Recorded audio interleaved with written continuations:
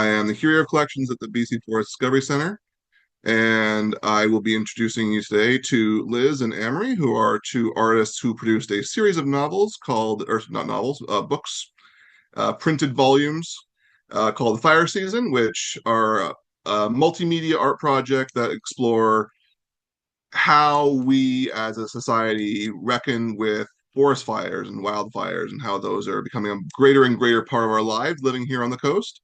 And I look forward to listening to them talk today. So thank you and welcome, Liz and Emery. Hi, thanks, and thanks for having us, and thanks, Owen, for the introduction and for pivoting quickly. And thanks to everyone for joining us on the Zoom webinar. So I'm Liz Tui Weiss, and this is Amory Abbott. And like Owen said, today we're going to be sharing with you our book project called Fire Season. So Amory and I are both visual artists and art professors living in Vancouver, and we'll start by acknowledging that a majority of our work on the Fire Season project has been accomplished in Vancouver on the unceded territories of the Musqueam, Squamish, and Tsleil-Waututh peoples. And we want to express gratitude for the stewards of this land since time immemorial and express our hope that we can continue to see the interconnected nature of how we treat our land, our fellow human beings, and ourselves as all being part of the same network of relationships. Our failure to see the ways in which our futures are entwined with both the human and the more than human world is what has got us into this myriad of messes we currently find ourselves in. And we hope that this book project makes one small step towards reconnection with the processes and relationships that we are inextricably linked to. So the Fire Season project started out when Liz and I met in the fall of 2019. Wildfire seemed young to the arts as a concept, at least in our minds, and the mosaic of emotional, political, industrial, and lived experiences it conjured up were an inspiration to both Liz and I's art practices. Together with our social and academic connections, we began reaching out to friends, colleagues, and other climate artists, collecting stories, photos, art, and memorabilia, and creating a cohesive record to showcase it all in the form of a book series.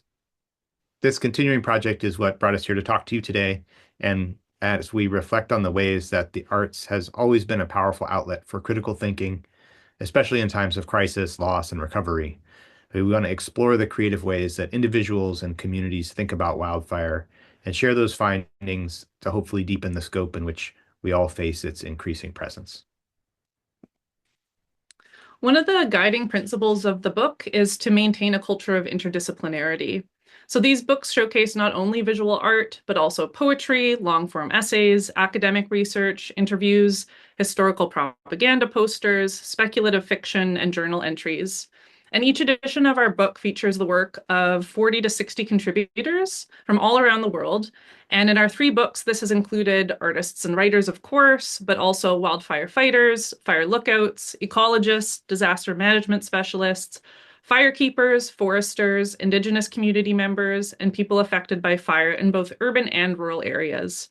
And though an environmental message is clear in the collective reading of these pieces, I always say that I want a logger to be able to pick up our book and not feel alienated. One of our favorite parts of the editing process is finding interesting pairings in the selected submissions.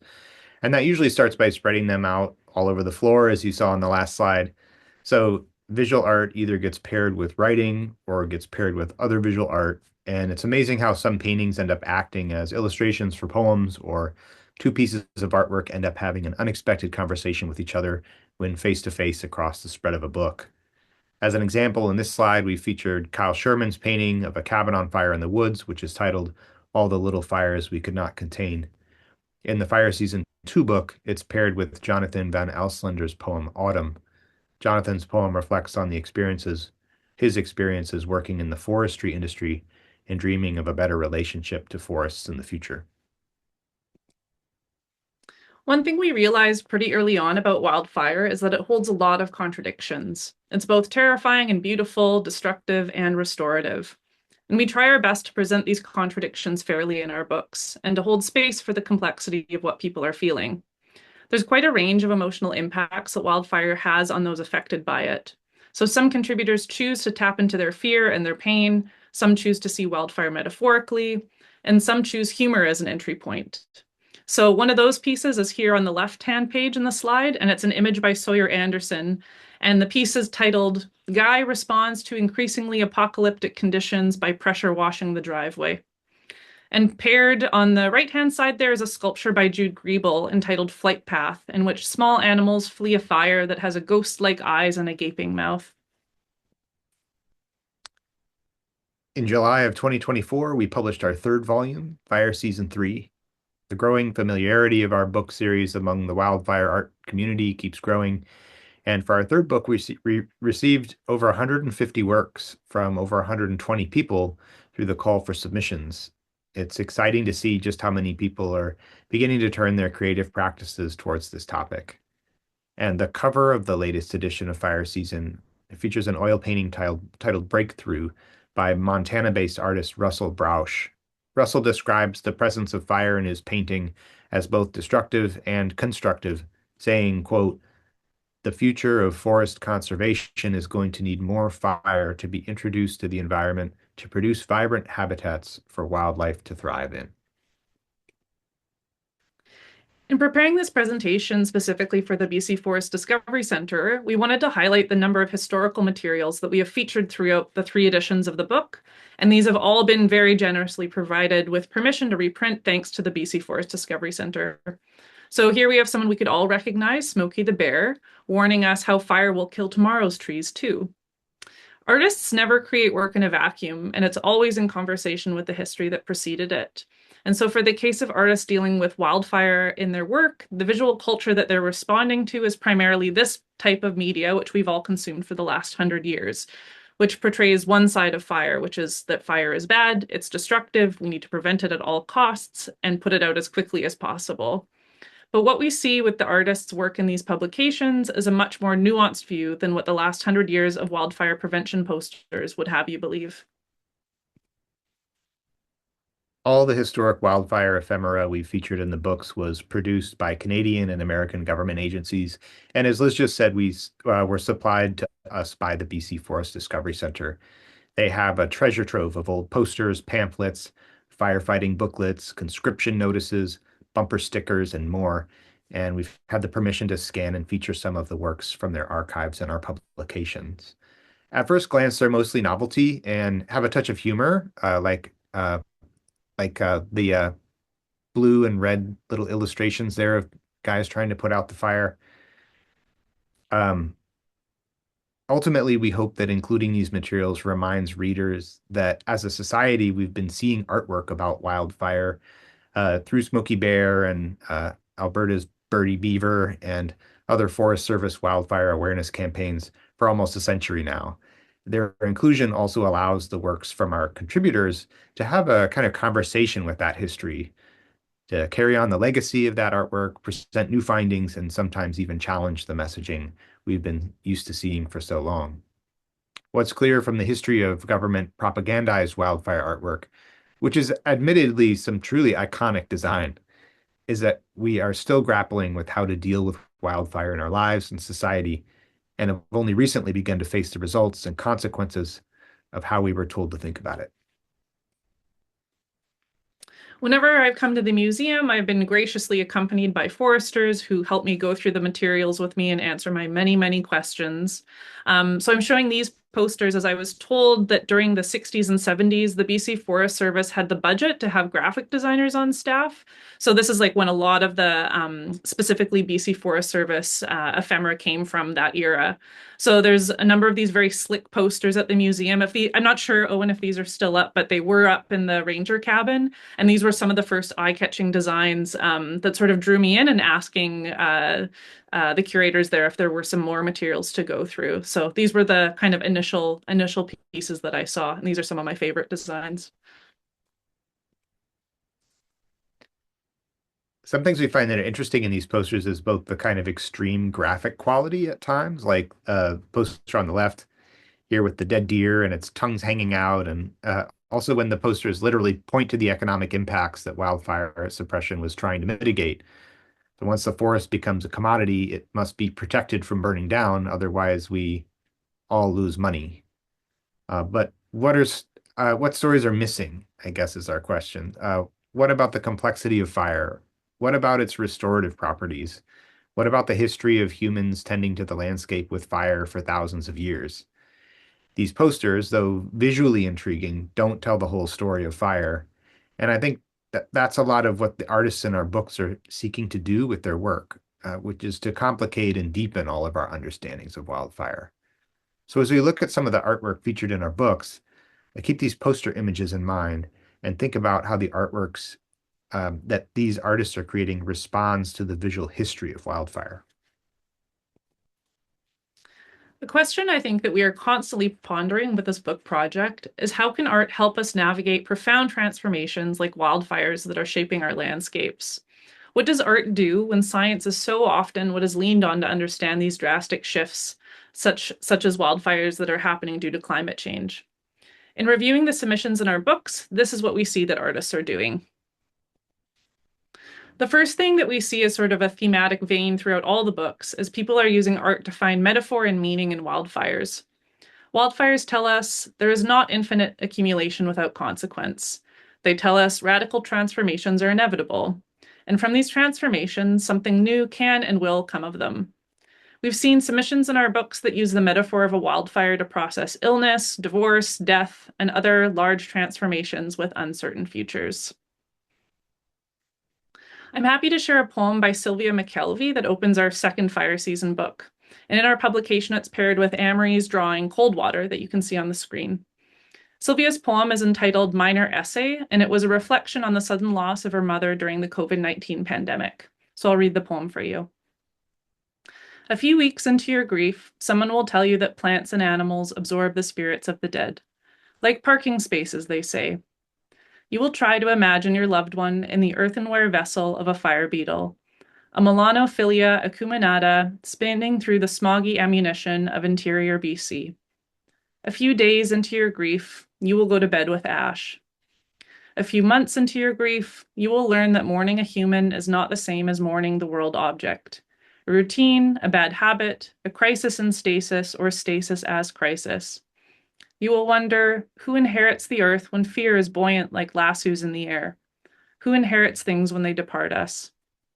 A few years into your grief, you will philosophize that grieving her is water, cosmic drama, improvisational, the non-tension against the absolute tension.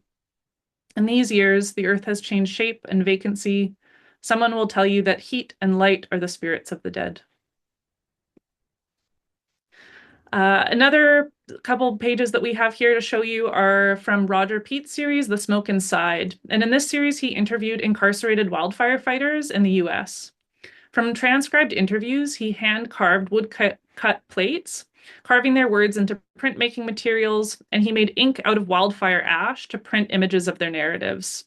So what we're reading here is the testimony of an incarcerated woman who talks about the sense of freedom she experienced while working on the fire line. These interviews turn our expectations on our heads about how incarcerated workers feel about this type of work. I think in Canada, we're watching in quiet or not so quiet judgment, shaking our head that with the LA fires, 1/3 of their wildfire fighting crews were incarcerated folks. But what I've read over and over again, surprisingly, is how much meaning people find in this line of work and how important it is to them. I think another thing artists do to make sense of this topic is they find humor in it. Like I already mentioned, there's a lot of contradictory emotions in wildfire. It's at once both destructive and restorative on the landscape. There is naturalness of wildfires and fire adapted ecosystems alongside their increasingly intense presence due to anthropogenic climate change. How do we sit with all these contradictions? So we often talk about the humor we see in these submissions as a type of dark humor, but often holding the darkness with the light is a very human way of processing heavy topics. Here's another piece by Sawyer Anderson. Beneath his humorous titles, Sawyer's work has this knack for reflecting a deeper fear that lives in most of us about the state of things, which in turn exposes the powerlessness we often feel about the future and the precarity of our modern lives. This piece explores the ways in which we try to fix problems, sometimes only to make them worse, and the overlap of crisis we're living through. Emily Wilson is an illustrator and former wildfire fighter from Prince George, And her work has been published in two of the fire season books. This piece in particular is titled The New Normal and shows a scene many of us can relate to. Fire season is in the Pacific Northwest has to be something that we all live with for those of us who are still trying to properly enjoy summer. I think another thing that artists do in our fire season books is they find beauty in the midst of loss and change. And for anyone who's walked around a wildfire burn, which maybe many of you have, you've probably seen the beauty inherent in these sites. Whether it's witnessing the spring growth pushing through blackened soil, the sculptural forms of burnt trees and hollowed out root systems, the sound of bird songs as they return to these transformed landscapes, or the joys of collecting bucketfuls of morel mushrooms. And I'm sure that you've seen some of these changes firsthand, like these artists have. Sarah Jean Bourget is an artist from Montreal whose piece Feu de Brie graces the front cover of Fire Season 1. She looks at the beauty and intricacy in pieces of burnt wood, and each drawing of hers in the series uses charcoal both as a material and a subject. So after collecting found sticks and processing them into charcoal in a campfire, Sarah Jean then arranges the carbonized pieces, photographs them, and then uses each individual piece like a rudimentary pencil to draw a likeness of itself from the photograph. Justin Apperly made these photographs and burns at various sites in the Yukon. And so for anyone who's been up north, you've maybe seen rivers of fireweed like this image on the right there. They're astoundingly beautiful in full bloom. It's very hard to ignore the overwhelming presence of life in these landscapes. And Andreas Rutkowskis has also been in all three of our fire season books. He teaches photography at UBC Okanagan, and his series Silent Witnesses documents burnt landscapes, and this one comes from the West Kelowna fire in 2023. Eerily beautiful, he documents in this series individual trees and almost portrait-like photographs. The trees in various states, between being living and dead, hold vigil for the changes they are witnessing in the midst of these landscapes. And lastly, our fire season books have started a community of thinkers and creatives that are all attending to these questions around modern wildfire. And within the pages of our books, we have seen sort of magical relationships from among contributors and us as editors.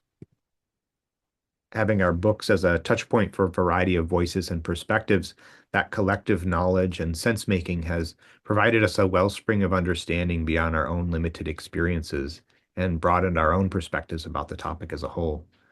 Along with publishing 3 books so far and giving the occasional presentation, we've also expanded into public gallery exhibitions where we showcase visual art, poetry, and other works that have been featured in the books. Our first exhibition was in the rural community of Wells, BC, and then we brought that show down to Emily Carr University here in Vancouver shortly afterwards. Last year, we had our largest exhibition to date in downtown Victoria at UVic's Legacy Gallery, and that show ran from mid-April to early September, basically over the fire season last year. So it was really interesting to see how the works in that show were on display across the entire fire season, before fire started and then came down towards the end. Some of you may have read about that exhibition in the Globe and Mail this past summer. We had an article published in June, which featured the work from artists from across Canada grappling with the topic of wildfire in their work.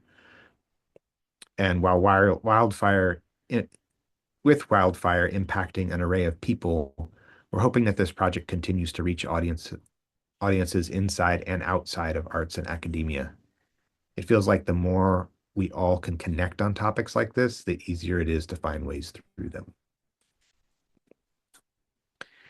And here you can see the exhibition included several historical materials from the BC Forest Discovery Center in the vitrine so that viewers could look at the history of this visual culture around wildfires while also looking at works of art that were either from one of the 3 books or by artists who have been featured in the books. So in wrapping up this presentation, we wanted to touch on what role artists have in grappling with climate change. What does art do, like I asked before, when science is so often what is leaned on to understand and solve these problems? We'll end with a quote by Dougal Hine, who is a climate reporter turned independent writer who speaks a lot to the moment we find ourselves in with the climate crisis, both politically and emotionally. He often talks about how scientists think that artists' work could be used to illustrate complex concepts with their visual art, and that way a scientist's message could get out to a wider audience. But he points out that this is the wrong idea and often a mismatch of goals, because science and art deal with the world in very different ways. Science, by necessity, needs to hold the world at a distance, to be objective, to be able to create experiments without bias that can be proven again and again. Art, on the other hand, can't hold the world at a distance. It holds the world close, moving and creating from emotion and lived experience. Art is emotional, especially when it is used to process the wreckage of our lives and the lives around us. For Dougal Hine, a parallel can be drawn between art and religion, as they both may serve as an emotional sanctuary for us. Us meaning individuals, but also communities, as we face crisis and loss and eventually recover together. And he says, two things that art and religion may have in common. They can invite us, sorry, as I look at the tiny screen, they can invite us to sit in the dark, to stay sitting there for some time, and they can offer us enough beauty to bear the darkness. So thanks, that's our presentation. If you want to check out our website, which is fireseason.org, or follow us on Instagram at fireseasonbook, that QR code will also lead you to our website. Yeah, and we look forward to having a conversation with Owen and also taking audience questions after too. So thanks. Yeah, thank you for speaking, Liz and Amory. Again, if you have any questions, please submit them in the chat. Natalie, be keeping an eye on that. She is handling the sort of nuts and bolts of today's. All right, so I kind of wanted to start with how you got into this. Like, what was were you having discussions with people? Did you have friends who were into this? Were you involved in forest firefighting at all and at some point? Or is this something that's sort of been percolating in your minds for a while? Yeah, so we got started when Liz and I met through a mutual friend of ours who knew that we were both making artwork about wildfire at the time. And just really just knew we had to meet. And so Liz and I got together for coffee a couple times and just to chat about our work as artists. And through those couple discussions, very quickly we sort of started thinking like, or saying like, we've got other friends who are doing this too. And like, there's actually a lot of people making work about this. And what if we made a book together, just as a sort of experiment? We didn't know if it would be like a 8-page zine or like a 300-page book. We just had no expectations about it. We just started reaching out to our friends to see if anybody be interested in contributing some work. But then the word spread, and we were surprised to get so many submissions. And then we had also sort of from the get-go thought, oh, okay, we're going to do a book, but we should also do some exhibitions and maybe even like, what if we ran a residency and all this other stuff? And then like 3 months into that, COVID happened. And so really all we could do at the time was the book to start.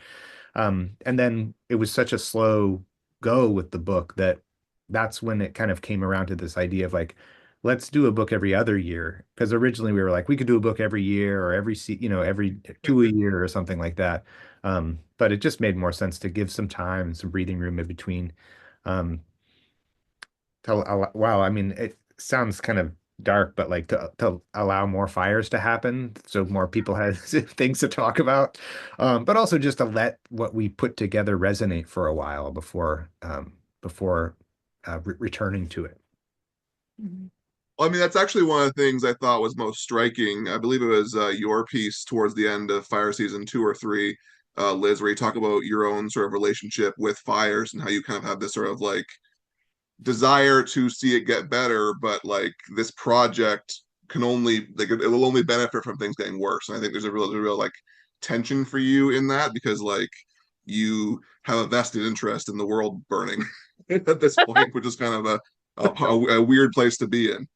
Sure. Well, I think with like the introduction to Fire Season 3, we kind of talked about that because generally work on the books in like the late spring, early summer. And so, yeah, the fire season 3 opens with us comparing the wildfire map in BC at that time of the year compared to the August previously. Um, and yeah, I think we're always kind of making, or people ask us now, like, do you think it's going to be a bad fire year? And, for us in BC Become right the now, sage. what's that?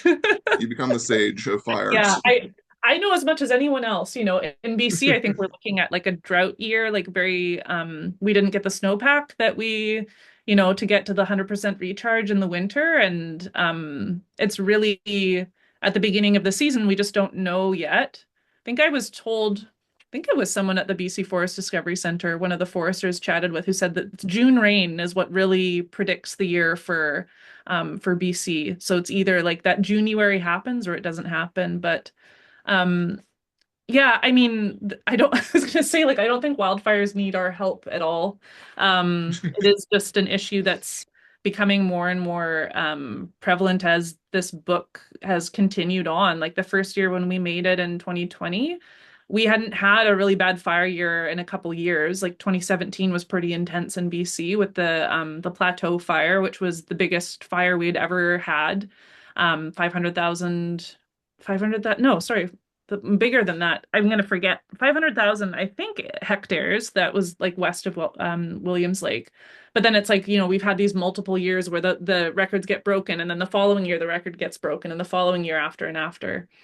Um, so yeah, and we're also just seeing with the books like more urban areas that are being impacted by wildfire. So, a couple years ago when Toronto and Montreal and New York were having wildfire smoke for the first time and people experiencing that. In Um, LA. yeah, and then LA this past year. And we had anticipated that probably after those fires, we would get like a big spike in submissions from those urban areas. We didn't really with fire season 3. It wasn't a lot of people writing. There was a couple people writing from Ontario. But honestly, fire season 3, it was was the West Kelowna fire. That was like, if there was any fire that was well represented in that book, I think because even though we've had submissions from all over the world, it is still like a very BC centric book. So there's many pieces in that book that are dealing with the McDougall Creek wildfire. Yeah. There's a couple threads I wanted to follow there, but I want to circle back first to the sort of mediums question. Like when you're first spitballing this sort of project, you didn't have much in mind, and now that you've kind of like got a rhythm going with the books, is there any other kind of like well, the books and the exhibitions. Is there any other things you would like to try and produce with this project, sort of pie in the sky ideas for the future, like ambitions for other things you could try? Um, I mean, the it comes up every once in a while, this idea of like hosting some sort of residency for writers and artists, or like a workshop, or a traveling show that might go around Canada or go to cities that have some sort of relationship with modern fire. Um, we think about other smaller publications that are more thematic, like what if we did a McDougall Creek wildfire like a smaller book collection just based on that, or oh, what else? Um, We're trying to get like more personal experience with fire, honestly, because we've kind of had this like distance from the topic. Like we're coming to it as artists and academics. And I think from getting so many submissions from people who work in, like we said, like forestry, wildfire fighting, fire lookouts, we've learned so much through other people's experiences. Yeah, just speaking personally, like I'm like, I want to go get out on a fire. So I just got my wildfire fighter training last weekend. I got my S100. Congratulations. Thank you. Yeah, and Amory was asking me about it. He's like, I think I want to do that too. So yeah, I would really like to have the experience of getting out. I'm really interested in prescribed burns, trying to help out with prescribed burns, and BC Wildfire is trying to get more researchers to be able to come out on burns. It's a little bit tricky in terms of logistics and getting sort of paired up with workers who are out there and keeping you safe and all that sort of stuff. But I'm hopeful that maybe in the fall, when it's the fall burning window, that there might be some opportunities there. But yeah, we've seen like different programs happening in terms of like, yeah, the artist residency idea. The University of Idaho did a pilot project last year that was called Artists and Fire, which was getting artists out on prescribed burns. So it was getting people trained up in a program down in the States called TREX, which is to get both wildfire fighters, but then also lay people trained on doing prescribed burns. Um, is that program going to exist in the States this year? I'm not sure with what's going on with the U.S. Forest Service. We'll see. But there's, I think, one Trex program ran in BC last year, and yeah, I'm wondering if more will come up. So, yeah, I'd like to get closer to fire.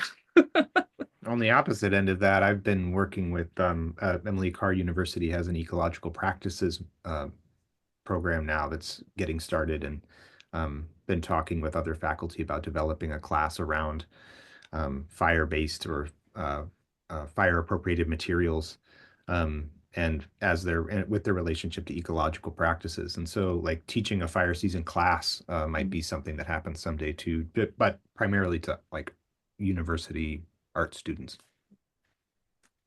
Oh, that's interesting. Speaking of prescribed burns, one of the questions I was kicking around is thinking about the edit and your sort of role in the project.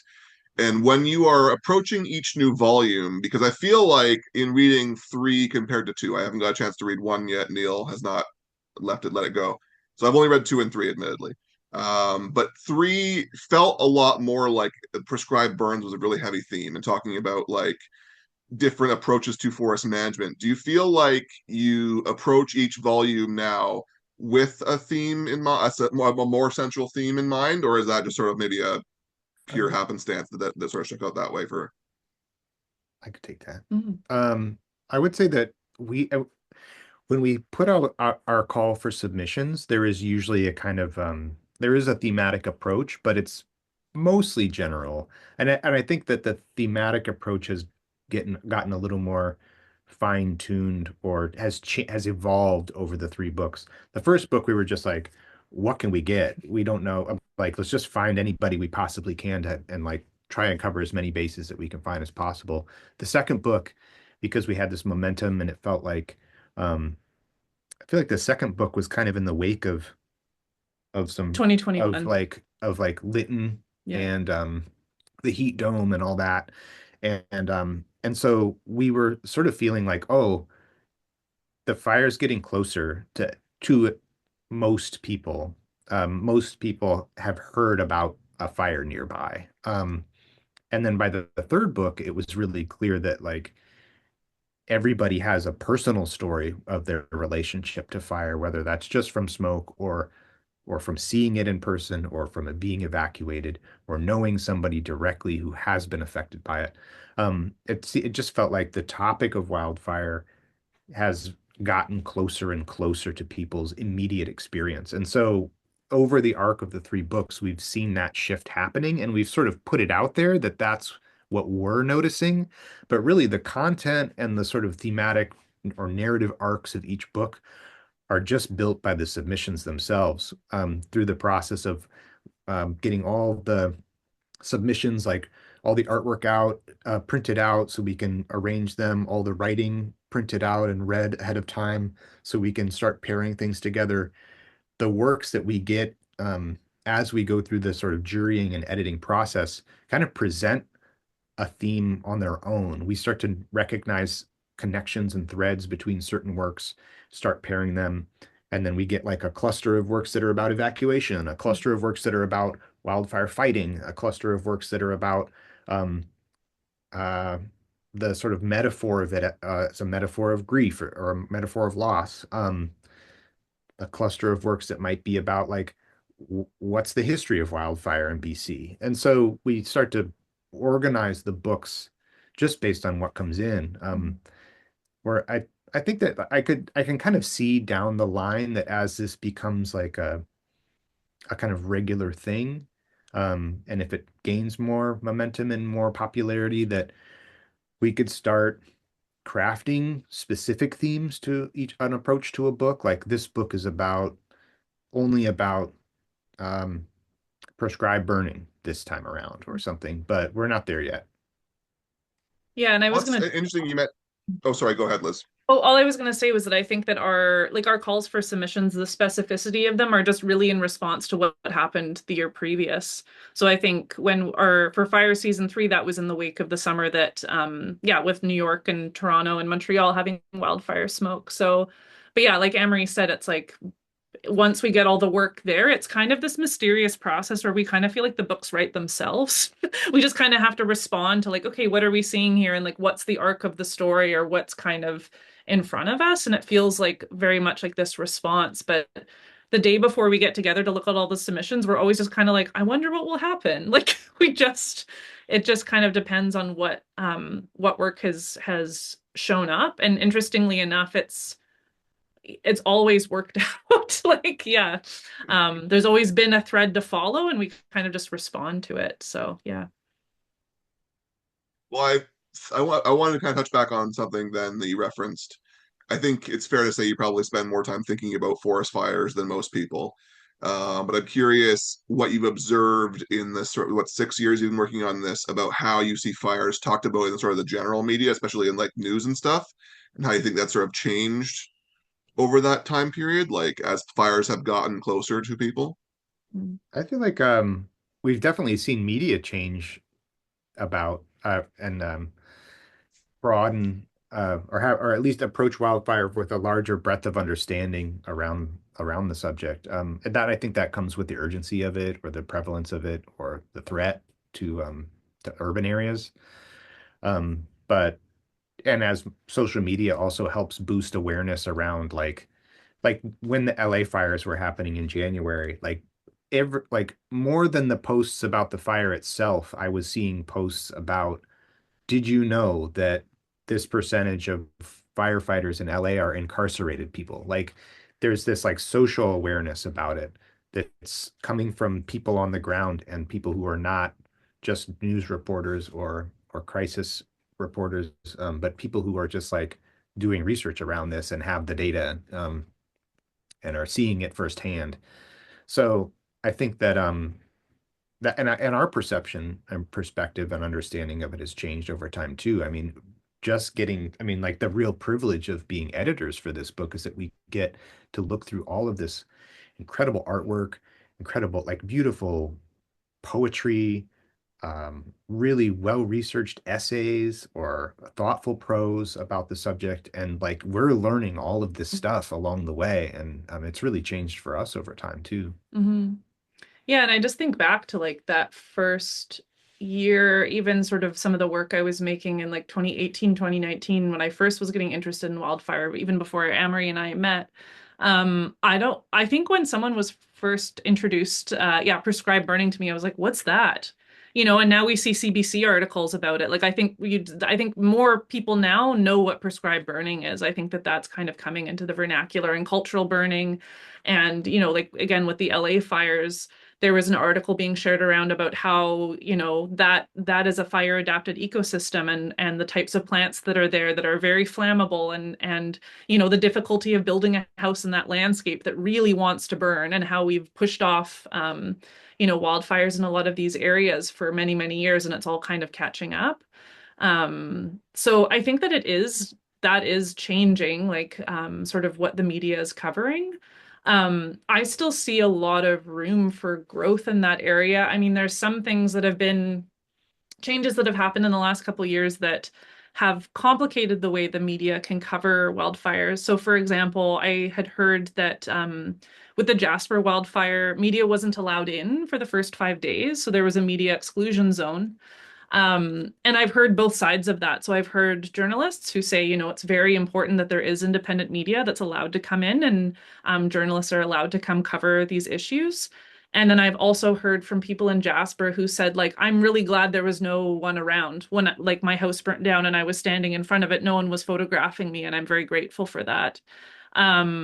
So yeah, I've heard both sides. I can see both sides of it. I think the LA fires because there was a lot of journalism that came out of that fire, I was reminded of how important like independent journalistic images are. Um, yeah, so maybe there's just a conversation to be had there about those types of images, how they come out, how they can remain respectful of these communities, and how communities can have their stories told. Um, But yeah, it has kind of changed quite a bit over the last couple years. But I think again, that was maybe with the fire season 3 having a number of submissions about prescribed burning was encouraging that there was more of that coming out and more people wanting to reflect on that, or just people more burns happening could also be possible. And more people having those experiences and wanting to reflect on them. We've also seen a wave of really informative documentaries on wildfire mitigation, cultural burning practices, prescribed burning, um, fire history. Books like Fire Weather by John Valent like have come out and like been award-winning books that kind of everybody's paying attention to. Also like Dr. Susan Simard and John and others in that sort of circle of like modern fire researchers are all touring the world and talking on, on Zoom presentations around the world about this subject. And it's just like the information out there is spreading, growing and spreading exponentially. Mhm. That's what I mean, the LA fires certainly felt like a real marker, like for however long people are able to for these major population areas are able to bury their heads in the sand and not think about it too much. But it's hard to ignore when it is, one of the biggest cities in the Anglosphere is on fire. I think that definitely is reflected. They'll be curious to see how future art, certainly in a future volume of Fire Season, reflects that, because I think it's easy to ignore if it's not on your doorstep. Um, a lot of the art throughout the books kind of evokes this idea of death by a thousand cuts, or the sort of slow, you know, slowly getting worse until it becomes too far. And I think, or I hope, that we have reached a moment where people can finally go, that's enough. Like, we have to really address that. And I'd be curious if we see much. And like you referenced, maybe it's not going to happen, unfortunately.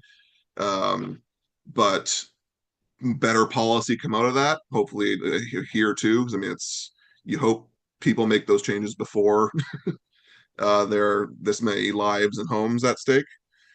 Um, Well, yeah, I mean, I think that we are definitely in like right at the edge of or maybe right at the start of a significant paradigm shift in modern wildfire, especially, I mean, really prompted probably by what happened in Los Angeles in January.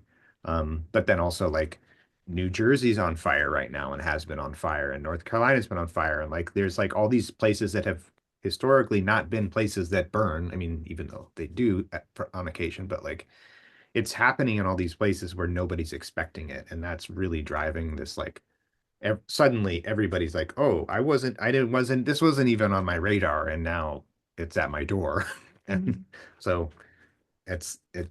I mean, it's sad to say, but like the more horrible things like this happen, the faster policy comes around to doing something about it, or governments come around to doing something about it, or communities even. Well, I wonder if, and two, also what has happened in the last couple of years that maybe I could see really making a shift for people is how hard it is to get home insurance now. So in a lot of areas, like in the interior, I had friends that had to put off moving for a year because they had a house lined up in Vernon they were going to move to, and they couldn't move because they couldn't get house insurance.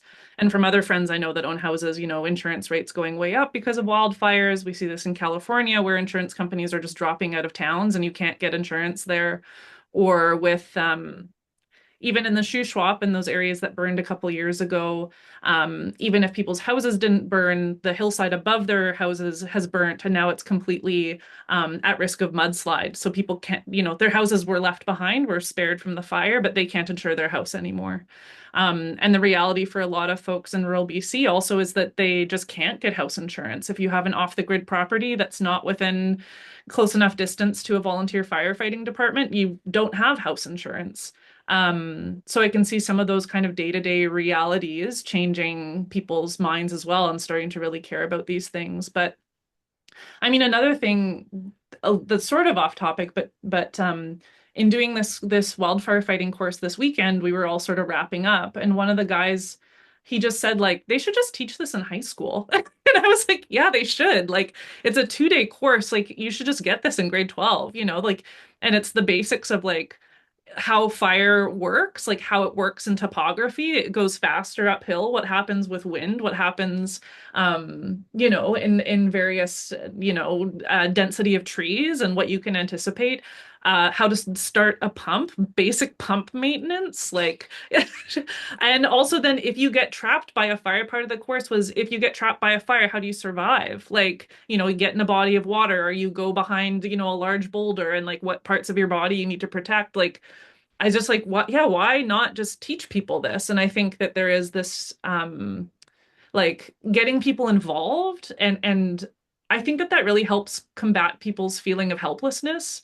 So I think that that is really, it could be really empowering for people, like if there was some way to get more people involved with protecting communities and protecting structures. Like I think we have fire smarting, right? Like people can work on their own properties and be getting rid of trees up against their houses. And I hear more and more friends doing that with their landscaping, like, oh yeah, we just took down a pine tree right next to our house. um, so at the individual level, I see it happening. I think if that could expand out into communities as well as sort of, just in a larger way of all supporting each other to try to protect larger areas, not just your individual house, but your neighbors' houses as well. And yeah, I think that feeling of being able to do something, which we can do something. I think that yeah, like I said, it really helps to combat that feeling of helplessness in the face of these huge fires, right? Because I think that that's probably how a lot of people are feeling, is you feel quite helpless, like I don't know what to do with this. Yeah, it's coming, and there's things we can do ahead of the fires coming to our communities, and it seems like more and more fire is going to be coming closer and closer to our communities. So I think there's an opportunity to try to act a bit more proactively and a little bit more with other people. Yeah. I think it's a great idea. I mean, you give people a sense of power and they feel less scared. I think a lot of what people do is motivated by fear, and I think it's good. I mean, I just recently redid my first aid course. I think, CPR is another one of those things I think everyone should just know. It's just good for the world, net positive, I think, for the more people that have those kind of skills. I did want to cycle back to one thing I missed at the beginning was I actually wasn't involved with you becoming involved with the BCFEC, and I was curious if you could tell me a little bit more about how you got involved with our collection. Did you know that we had it prior to that, or was that something that we reached out to you on? No, it was random. Tell the story, Liz. Yeah. I was going to Swantula for an artist residency. So you take the ferry from Port McNeill. So I was driving up island and I was just at the stoplight right in front of the Discovery Center. And I was like, BC Forest Discovery Center, what's that? And then just like did right hand turn, like went off the highway. Yeah, I just popped in. I just had not been there. Yeah, I grew up in the Lower Mainland, have spent a little bit of time in Victoria, but hadn't been to that part of the island. So that was my first time going up to the North Island. Yeah, and it was just the ranger cabin that was all set up, sort of set up the way it would be in sort of the 50s, 60s, with all the ephemera around, all set up, the ranger desk still set up. And yeah, it was the wildfire fighting posters on the wall. And I just remember taking pictures of them, and a couple of the little, yeah, the Osborne finder that's there was some stuff in the glass cases.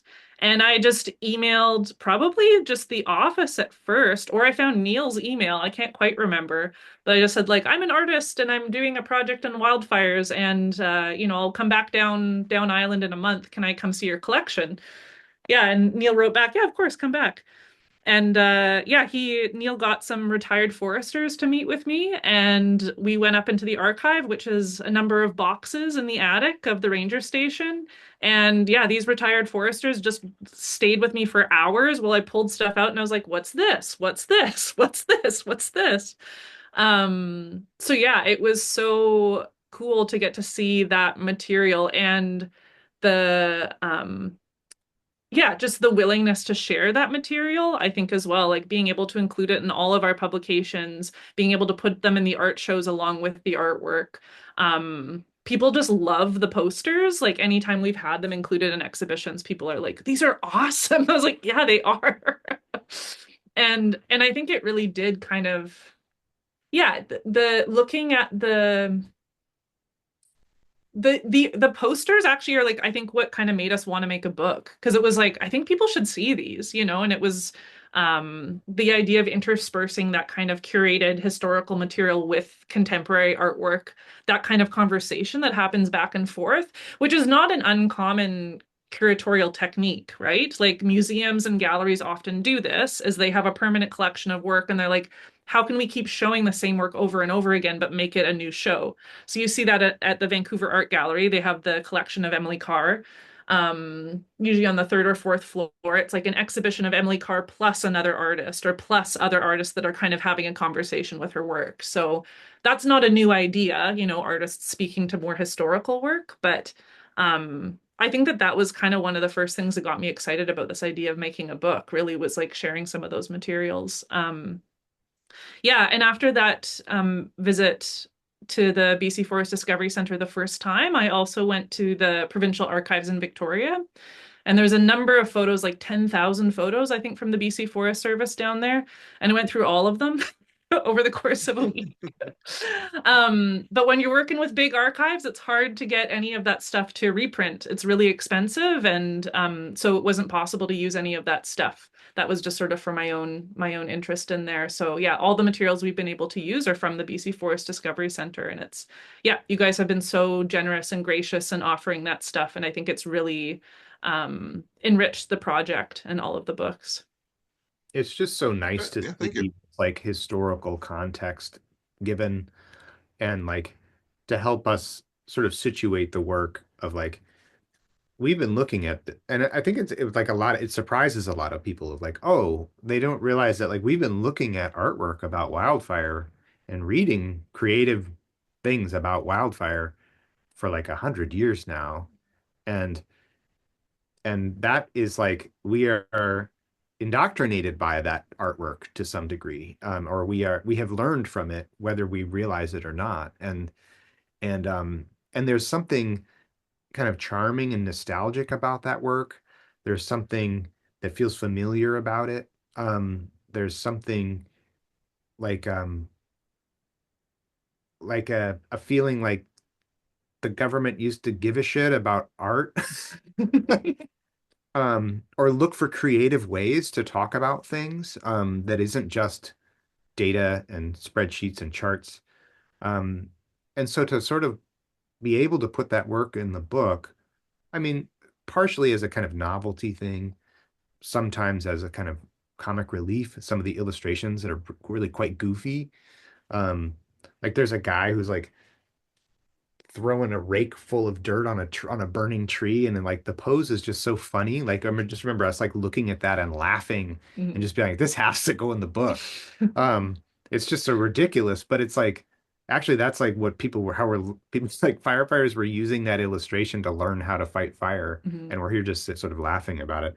But that it sort of primes people for this experience of the new work in a way that feel like it helps the new work feel familiar, but also feel meaningful, and then also provides that sort of conversational reference point or a sort of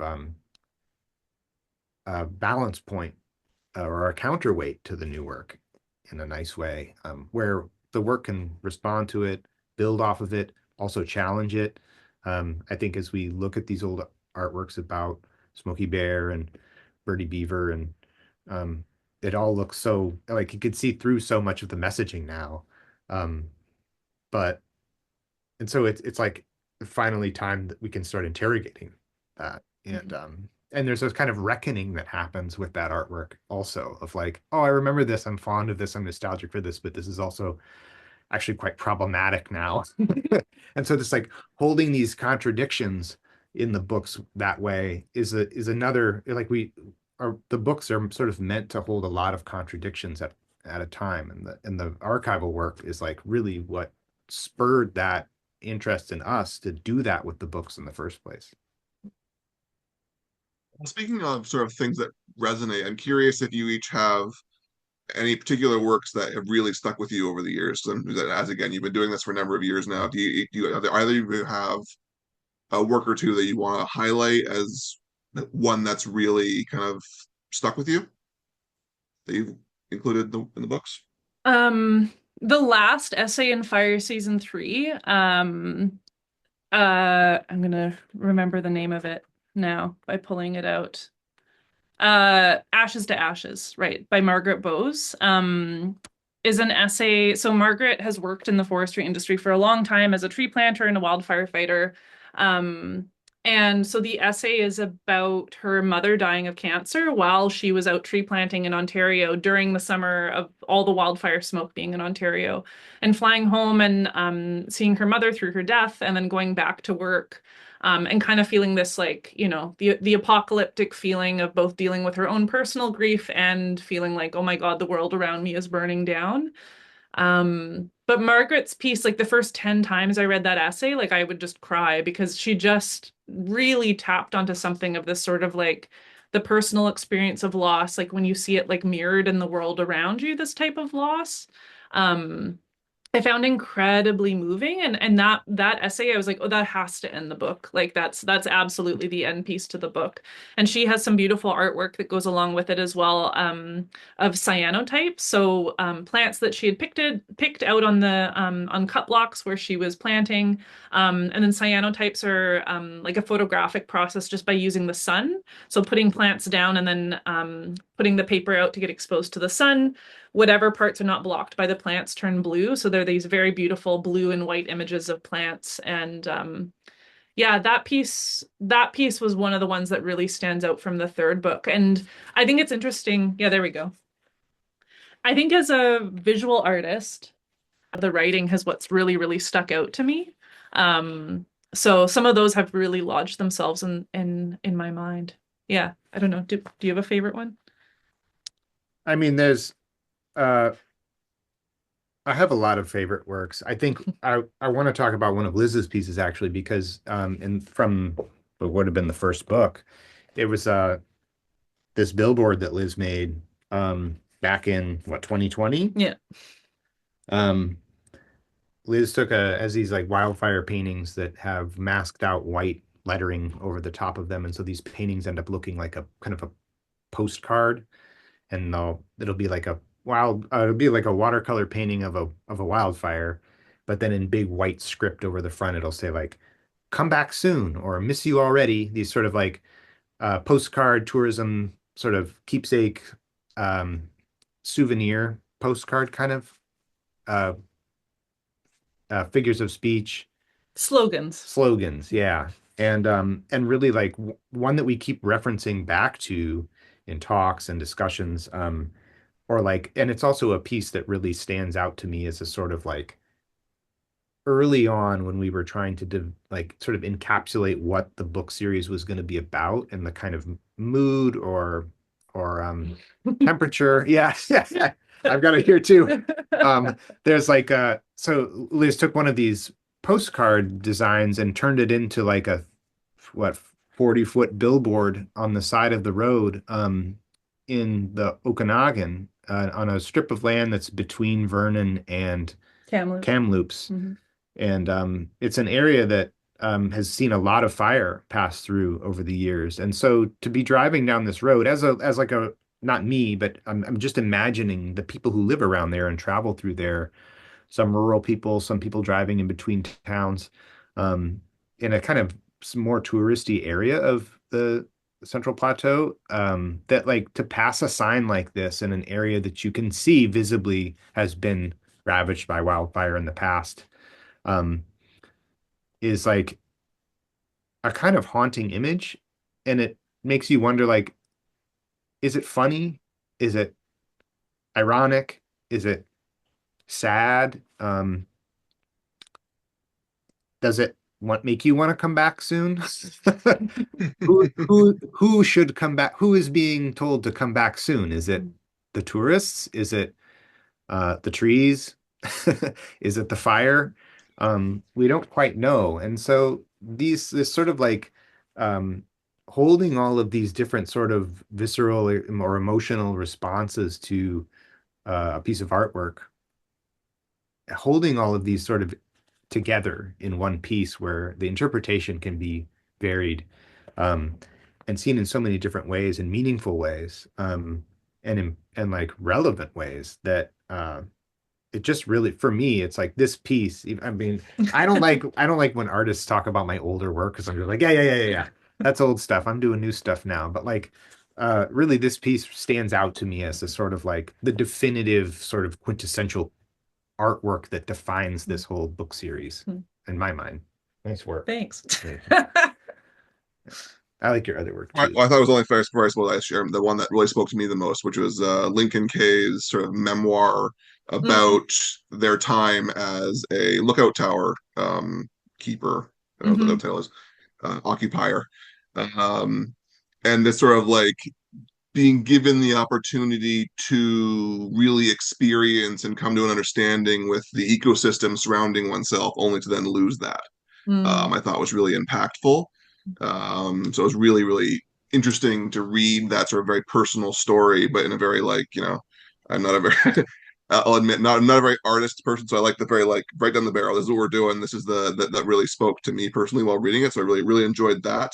mm. I do want to remind everybody. I just want one more question for Liz and Emery before I turn it over to audience questions. So if anyone has any questions, please put them in the chat, and I will pass those along to them. But before we do that, I just had one last question before we move on, which was, are there any artists whose work you're familiar with in this sort of sphere who you'd love to work with on a future installment, if possible? Like, is there someone who you'd love to work with one day but you haven't got a chance to yet for this part? Well, we were joking around trying to get John Valent to write our next introduction, but But now we've kind of made friends but with now we're him. friends with him, Yeah. so he just might. No, I don't know. No, I think it would be cool. John had told us that he has an essay that it was kind of a personal essay he had never published. And he wrote it in the summer of 2018. And I think it was about like going on a camping trip, like in the smoke. Yeah, so I'm curious to see that writing one day. And yeah, I think that I'm often very drawn to people's like very personal experiences that they're writing about. Like you're saying, Owen, about Lincoln's piece. Like, yeah, how does it feel just inside this person's mind trying to make sense of what's going on? Um, I yeah. think we've also like we've in through all three books we've had a few artists that have consistently been featured in all of the books. And it's not just because they have exceptional work, but like it's like there's a relationship that develops with this artist or this writer. I'm thinking of a few people like Jonathan Van Auslander, Andreas Rutkauskas, Kyle Sherman, who's in the chat. Um, that there's these artists that are really sort of walking in like parallel with us on like thinking about these issues, and that like the more we get to experience their work, the more we are sort of I don't know, it's like there's this, I don't know what to call it, like a symbiosis or something that starts to happen where like the work starts to speak for the project in a way. And so like the not to be like we play favorites, but like there's definitely this feeling of like there are specific artists that we have worked in the past that like we want to continue working with. And Mhm. obviously we hope that they keep submitting work. But that more focused projects, side projects, exhibitions where we get to have their work shown, those kinds of things where we just continue to expand the way that um, that artists who have already contributed to our books, like the way that they get seen beyond the pages, is has been really fun. And we're always sort of thinking about like, what else could we do with these people? Or like, we got to get together with these people, or do a road trip with them, or like do a podcast with them, or like just um just trying to think of like how do we create not just a community of people thinking about this and the books as a sort of uh, gathering point, or a time capsule to contribute to, but like how do we become a like a movement or something, or like that's maybe that's too verbose, but like like how do we really continue this in meaningful and like public facing ways? Mhm.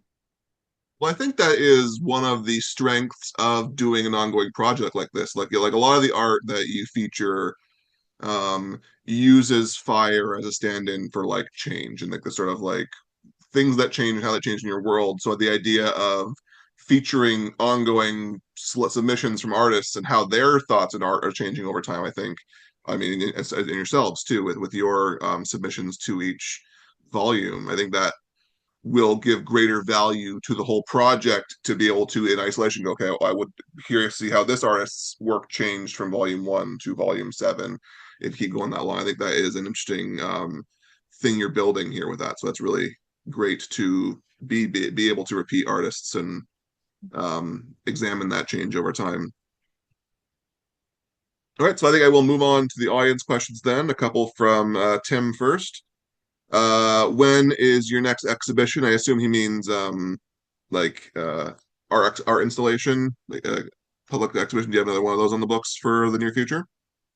We don't have any gallery shows coming up. If anyone wants to invite us, we love showing in small town galleries. And I think that we've found that our work has a lot of resonance in smaller communities. So like we said, like our first exhibition in Wells was very fun. Like we just had like loggers and tree planters at the gallery opening. There was dogs going in and out of the gallery. It was, yeah, that work really suited that space. But yeah, the Legacy show, once we wrapped that up, that's kind of the last exhibition. So that wrapped up in September.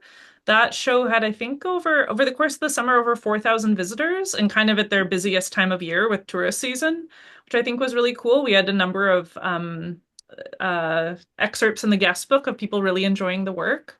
But our next book, if people are interested in that, and if anyone's thinking about submitting to us, our call for submission will come out in the fall. So September or October, we usually put it online. We announce it on our Instagram, we announce it on our website, and generally our call for submission stays open for 6 months. And we'll have all the specs there about images that we need from you and information and length of text, all that that we're looking for. And then, yeah, usually April or May, we close the call for submissions. And yeah, fire season 4 will be in 2026. Yeah. Yep, next summer.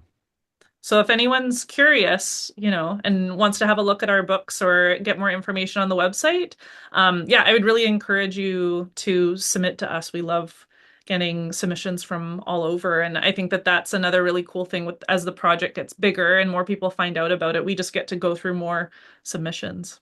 Yeah.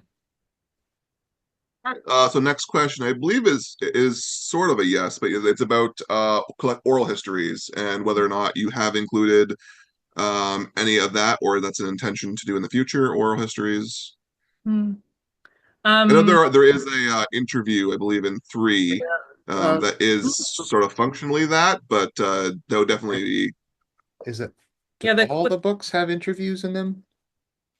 I yeah, mean, we do have some interviews, which I mean, which are sort of, there is some storytelling elements in there of like experiences. I'm thinking of Liz's interview with David or Daniel yeah, Stark, yeah.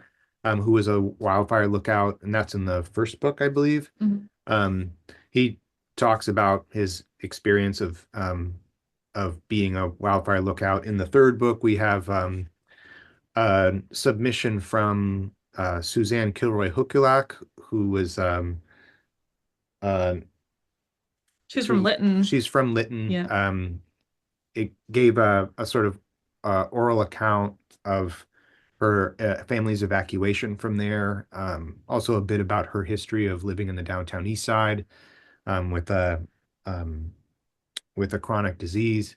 Um, it was given to the interview was conducted by the Climate Disaster Project, which is another thing going on in Vancouver. UVic, Or Victoria. UVic, sorry. Yeah. With Sean Holman and Mhm.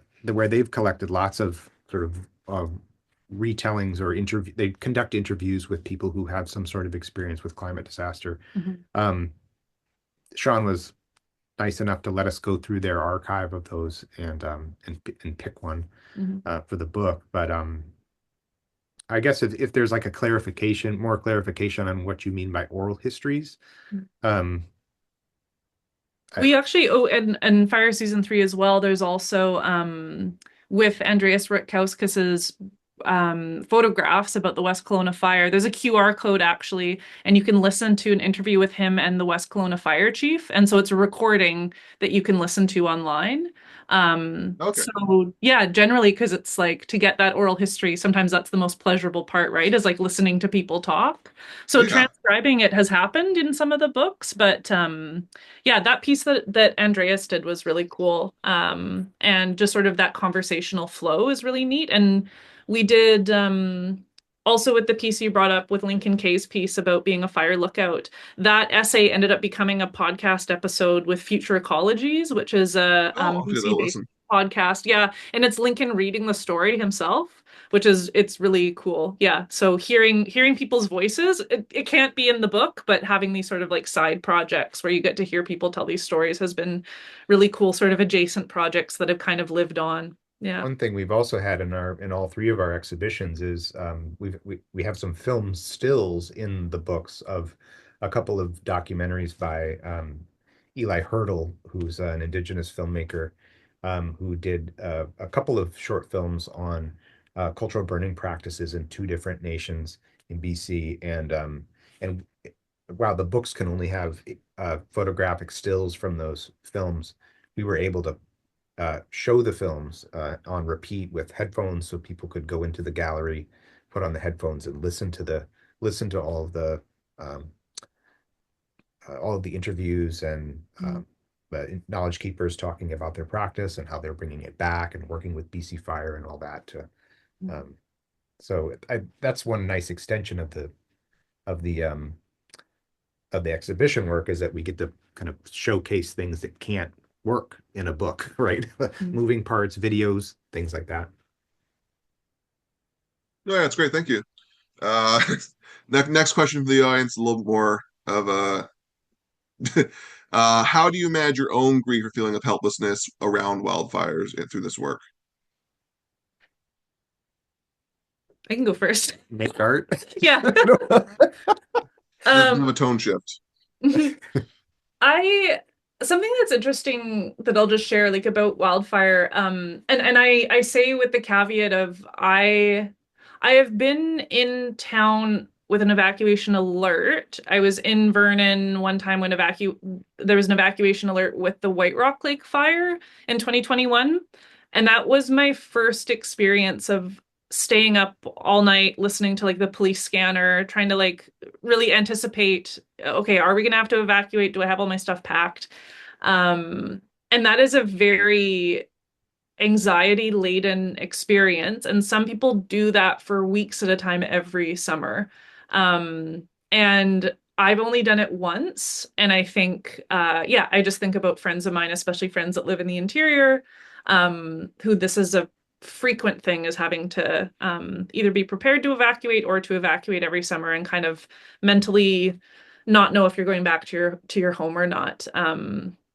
Yeah, but my own like ecological grief, I feel I think summer 2021 was very intense for that for me. And I imagine for a lot of people in BC with the heat dome and with the fire in Lytton, that was a very intense summer with fire and emotionally very intense.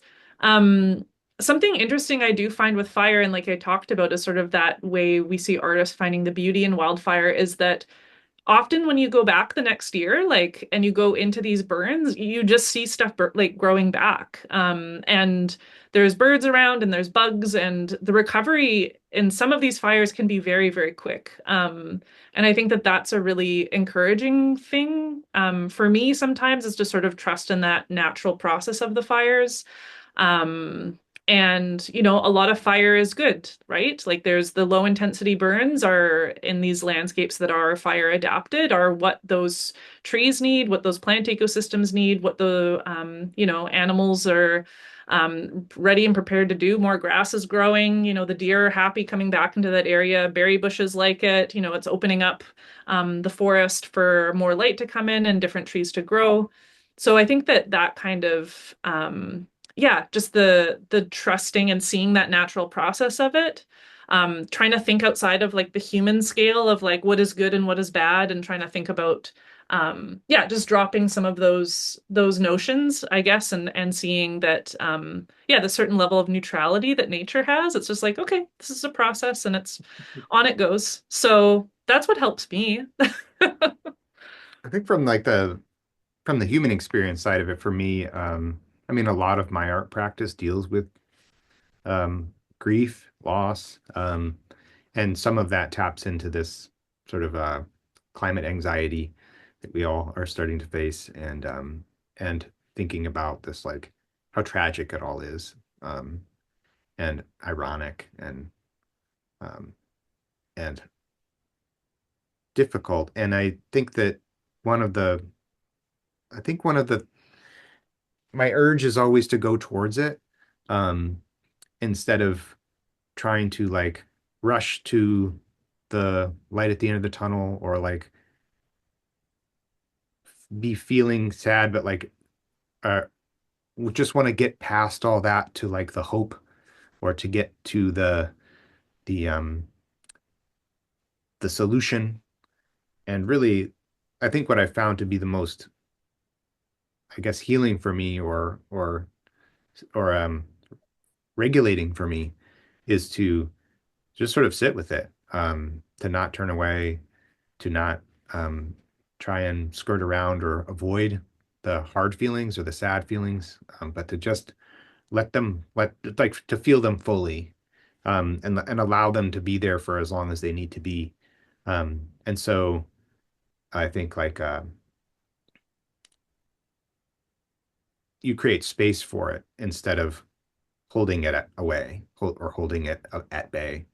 Um, and that your whoever you know your person, uh, or your mind, forms extra space around it.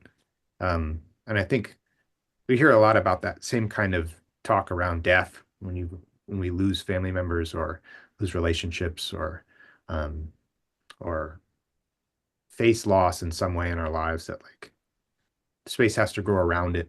It can't just be avoided. Um, and so, yeah, I think for me, it's just like, and I don't know if it's sort of masochistic of me, or like just a self-fulfilling prophecy, but like I like to kind of dwell in it, and go towards it, and allow myself to feel everything I can feel about it. And then work comes from that. If there's a lot of energy in me about how I feel, strong emotions are create a lot of strong energy, and that energy can be wielded. And I think for creative people, that is that energy that comes from trauma, from loss, from anxiety, all those things can be um, put in a constructive direction, or pointed at a canvas, or through writing, or through a camera lens, and Yeah, that no, I think that kind of what we're looking for too. is a really nice way of putting it. It actually leads really, really well into our last question here because we're running out of time. So we'll have this one from Neil. How has your art changed or been influenced by working on this project? I think you touched on it a little bit, but I don't know if you had more thoughts on your art. If you've observed change, speaking of that change over time, have you observed change in your own art? Have you have sort of thoughts about how your practices artistically have changed over the course of this project? Yeah, I think just when I first approached this topic of wildfire in my own work, it was actually, I think, to process like the summer of 2017. Because in my mind, in my memory, it was smoky in Vancouver for 6 weeks straight. Whether or not that's actually what happened, that's how I remember it. And I grew up here and that had never happened. And I think I was just like, I'm just trying to make sense of what happened. Is this just summer is going to be like this from now on? I don't know. And I really came into like making art about wildfire, I think, as a way to process my anxiety. And I just thought wildfires are bad. This is bad. It's our fault. It's climate change. Like, there's no other side of this. And by like what Amory was talking about it, looking at this topic more closely, what I found was something much more complicated. Like I didn't know about the whole history of fire, that was happening for millennia, that indigenous populations were setting fires on purpose to tend to the landscape. I didn't know anything about that. I didn't know about fire adapted ecosystems. Yeah, so many things where I was like, oh, this is more complicated. Fires are not just bad. There's a lot of other things going on here. And I think the other thing that in my art practice that has changed over the years is doing a lot of residencies in rural BC and talking to folks whose lived experience is much closer. To these wildfires that are actually happening, and all the topics that come up with what your life is like if you live in a rural area in BC. So a lot more folks that are working in resource extraction, talking to more folks who work in logging and forestry and mining, and people who I don't interact with in my day-to-day life in East Vancouver. And again, that's just complicated my understanding of these things. And just talking to people whose lived experiences are much closer to fire than mine, I think has just, I don't know if it all comes directly through my work, but I am thinking about a lot of those conversations I've had and those people I've met when I'm making my work now. It's not just me anymore. I think it's a lot of people all kind of putting their 2 cents in when I'm thinking about the work I'm making. Yeah, I feel really similar. My practice on the artwork I was making about wildfire when I started thinking about wildfire and the work was mostly introspective, mostly metaphor for my own personal experiences of grief and loss and resilience, finding the sort of the symbolic meaning in there. But I think just like the artists have, or the books themselves have kind of done, I think that the more voices that we've been around, the more people we've talked to, the more people we've learned from, the more art we've seen from other people. I start to realize that my practice is starting to look at, starting to hear all the other voices in the room, but also like starting to talk about wildfire as a sort of uh, a cultural moment, or like a an issue that a community issue, or a social issue that, and like looking at like how do I talk about the vastness of what we're all experiencing versus what it just means in my own personal, what happened to me that one time and how I'm changing, but really thinking about it on this larger scale, and how it's all affecting us in different ways, and how we are all sort of collectively interpreting it. Um, so yeah, just that opening up, and I think we've seen that in the themes throughout the books too. I think a lot of artists are kind of doing that. Yeah, that was really great. Thank you. I believe that takes us right to the end here. So a couple things to wrap up. I'd like to thank Liz and Amory for joining us. That was really fun. I mean, as some of you know, this was our first time we've done something like this, and it was a lot of fun for me. I wouldn't mind doing it again. So maybe after book four comes out, we can check in again and see how things have changed by that time. So thank you again. If you are interested in purchasing Liz and Amory's book, it's on their website, and it will also soon be in the for Discovery Center's gift shop if you want to drop by and pick it up there. So yeah, thank you guys for joining us, and we appreciate your time. Yeah. Thank you very much. Thanks, Dean. Thanks, Neil. Thanks, Owen. We'll come and raid Yeah. your archives again soon. We look forward to it. Thank you. Have a good night. Yeah. Bye, Good night. everyone. Thank you. Thanks. Take care.